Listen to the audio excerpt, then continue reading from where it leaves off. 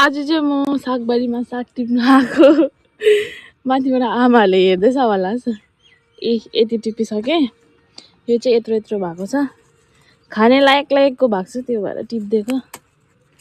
यो चाहिँ अब माछामा हाल्नुपर्छ। यो चाहिँ अस्ति रोप्दा पनि देखाएको थिएँ। यो चाहिँ यत्रो यत्रो भइसकेको छ। यसलाई चाहिँ अब यस्तोबाट हाल्नुपर्छ। सागलाई चाहिँ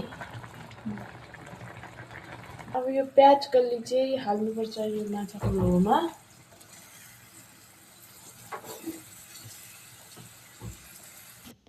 अन्त चाहिँ यो चाहिँ हाम्रो रेडी भयो साग। यो पङ्कज माछा, हामी चाहिँ यस्तै खान्छौँ माछा। अर्को माछामा चाहिँ काँडा बेसी हुन्छ, त्यो भएर म पनि खानु सक्दिनँ।